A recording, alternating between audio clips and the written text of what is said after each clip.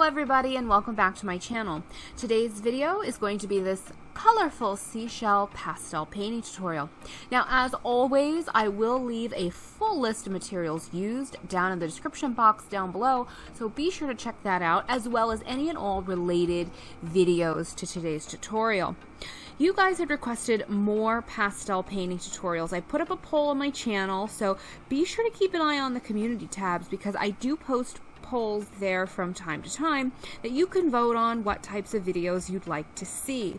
I love getting your feedback, so let your voice be heard by participating in polls when you see them, or even in the comment section down below. I think this colorful seashell painting is really just the perfect painting to do for this time of year, and really just to celebrate the summer months.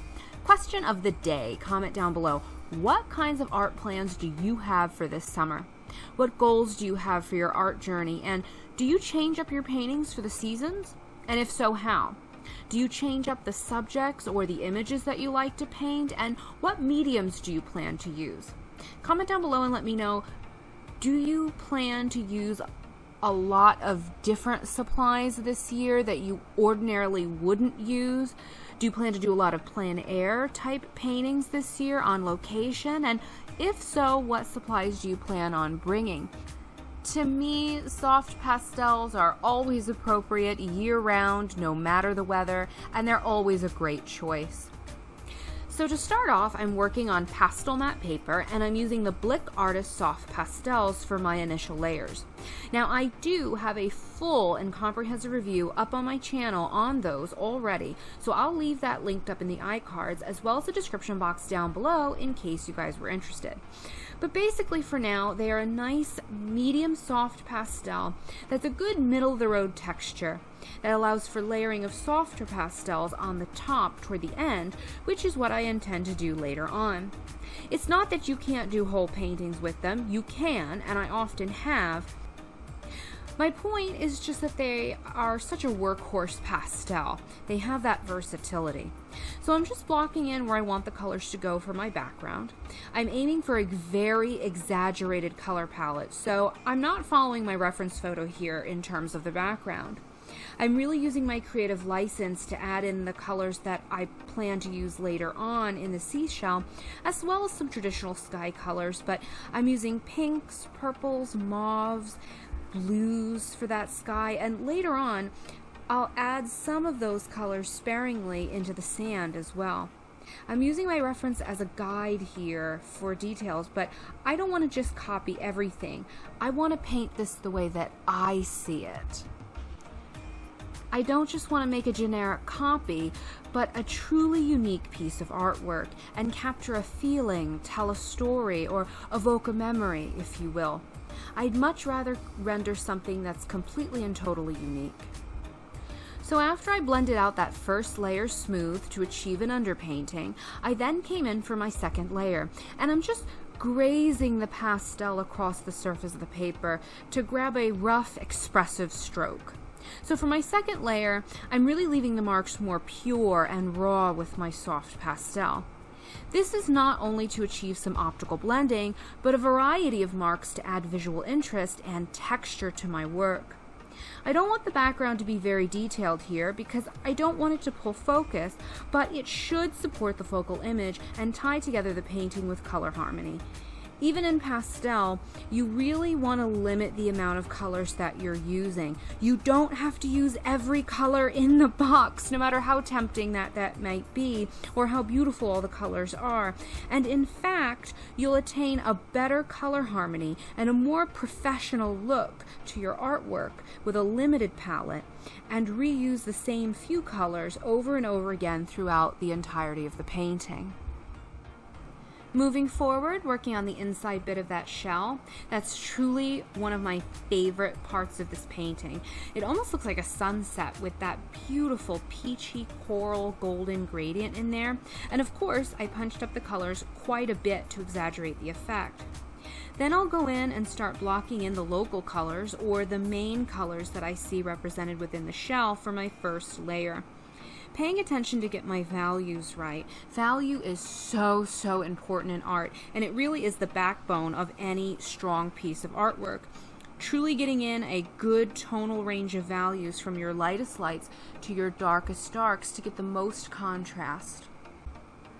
I am absolutely in love with this background, by the way. I can't tell you how passionate I am about this color combination. I love the way that the warm, fiery corals and scarlets inside that seashell play with the icy cold colors of the sky, those icy blues and purples with splashes of pink. The way that the colors come together here just vibrates. It makes me excited to look at it. There's a lot of energy and passion, and I just want you to feel that way when you look at it too, like fire and ice colliding together in one powerful explosion of color. But the other important detail to pay attention to whenever you're painting seashells, take note of those lines. The seashell has ridges, almost like the ridges of a human fingernail. Be sure that you're following the general direction that those lines are going in. They typically follow the shape and curves of the shell. So don't just take a quick glance and assume that they all go in the same direction, because they're often changing direction. So avoid linear patterns or lines, because that's incorrect. Try and follow the natural contours of the shape. It's important to show dimension and form. Those ridges etched into the shell are truly one of its defining features, and it's important to render it accurately. Each level or plane of the shell has the lines differently, and none of them should be stick straight, because this is an organic object of nature, which means that it's imperfect.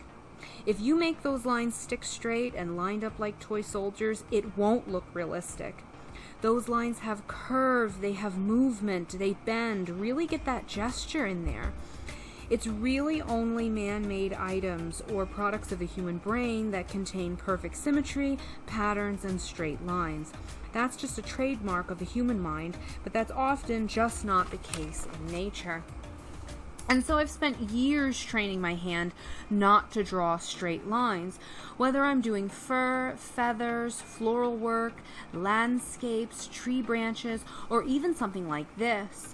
I've trained myself not to make straight lines, so in the very rare instances where I need straight lines, like architectural work, for example, like if I'm painting a building, like I did in that Barcelona balcony window piece in watercolor, then I need to bring in a ruler. But again, that's because the balcony and the window are both man-made synthetic items. The human brain likes things in perfect symmetry and patterns and straight lines. So human creations reflect that, as where objects of nature, like this shell, will almost always be imperfect. And the longer that you're an artist, the more you'll develop an appreciation for that which is imperfect and learn to identify that as true beauty. That concept, in essence, is the very message of true beauty that I set out to spread and inspire people with through my art when I started painting, and is often a reoccurring theme in my work. So for this seashell painting, I'm really boosting the colors quite a bit, using my artistic license to really play with color and have fun, and adding in whatever colors that I find to be visually pleasing, but also exaggerating whatever colors that I do see.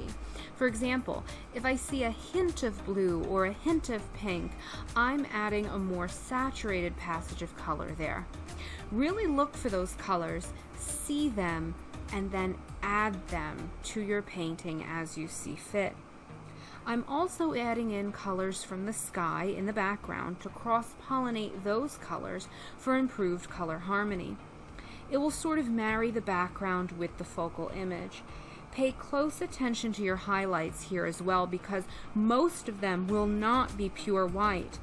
Your highest highlights will be, but for the most powerful, bright highlights possible and the most contrast, you'll want to use those sparingly. The rest of your highlights, or lower highlights, will have influence of the colors around them. So most of mine here have hints of light blue, yellow, pinks, and even purples. Warmer and cooler highlights wherever I see appropriate.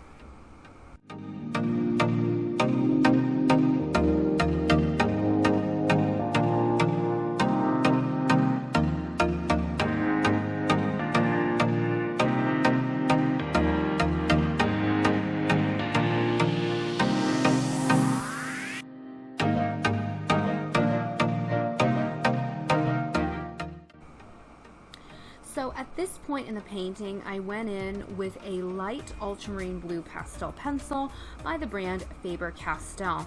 I love these, by the way, and I do have the full set, so let me know if you guys would be interested, if you'd like to have a full review on these, because I have a lot of experience with them. I've owned them for many years, and I am prepared to do that if you're interested. But I went in with that pencil to get some fine lines and details that just couldn't be achieved with the pastel sticks alone. Now, because I was already on my final layers at this point, the tooth of the paper was getting pretty full.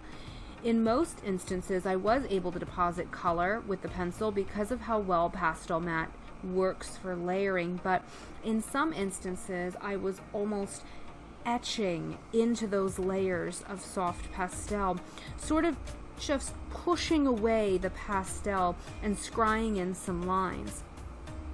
Now, this could have been corrected with a layer of fixative, but I actually liked that effect very much.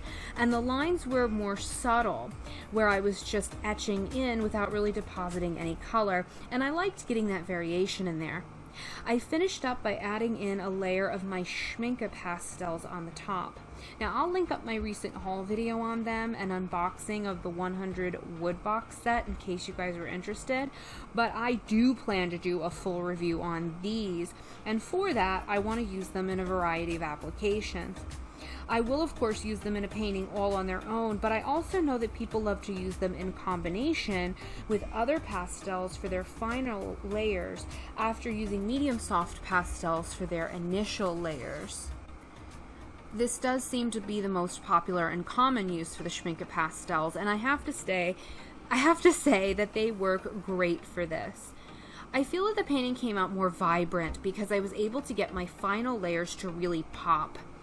Schmincke's pastels are some of the most super soft, buttery pastels in that they really deposit a lot of color, and also because they are so super soft, they have the ability to stick on top of everything even when the tooth is pretty much full, and you can't get any more layers with any other brand of pastel stick. Schmincke to the rescue.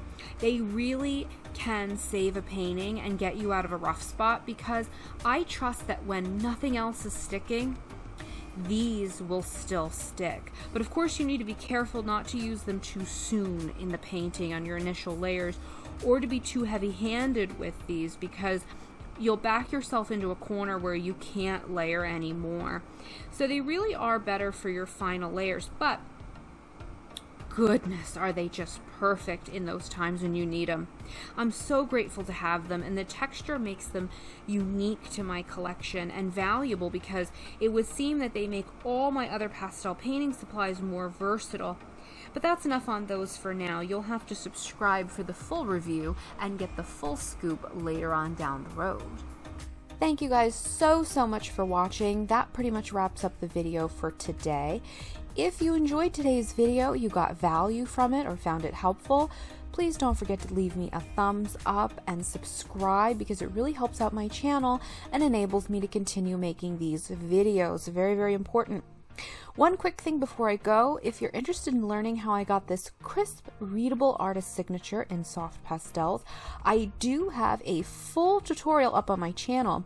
This method works well with any brand of soft pastel, including the super softs, even when you fill the tooth of paper and have used multiple layers. So I'll leave that linked up in the iCards and in the description box down below in case you guys were interested, because I really think you might enjoy it and find it helpful. Again, I want to thank you guys so much for watching, and as always, have a great day, and I'll see you guys in the next one. Bye!